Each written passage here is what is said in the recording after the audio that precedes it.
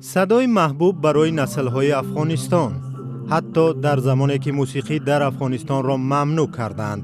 صدای احمد ظاهر مجلس آرای محفل‌های جوانان است.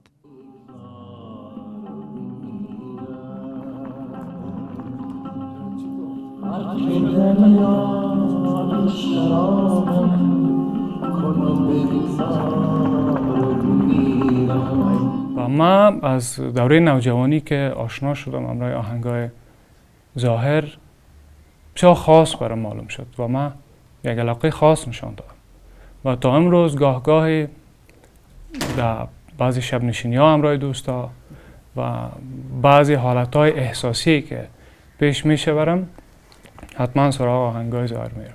نظر به حالات فعلی شب نشینی برپا کردن یا با جمعی از دوستا یک جای نشستن بسیار مشکل است. با صد ترس و لرز که اتفاقی نفته مثلا. مرگ من روز فرا 44 سال پیش احمد ظاهر اینجا در منطقه شهدای صالحین کابل به خاک سپرده شد. مقبره او که در نیمه سالهای 1990 در عهد پیشین طالبان ویران شده بود، حدود 20 سال پیش بازسازی شد و هر سال در این روزها به عیادتش می آمدند. اما امسال سرد و خالی از حضور هوادارانش است.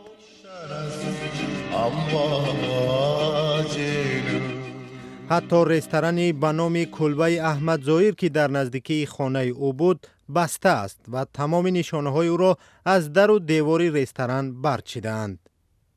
کانون فرهنگی به نام احمد ظاهر هم در سال روز مرگ او اجازه یادبود او را نداشت. نظر با پلیسی دولت فعالیت موسیقی نداریم. فعالیت دیگه که مراقبت از آرامگاه مرحوم احمد ظاهر است، همین تجلیل سالگردایش است. دیگه این مسائلی که بدوش کانون فرهنگی احمد ظاهر میشد از سابقا حال فعلا هم فعالیت میکنه. سالگردش در آن سوی مرز در تاجیکستان هر سال با گرمی و دور از ترس و اضطراب برگزار می شود.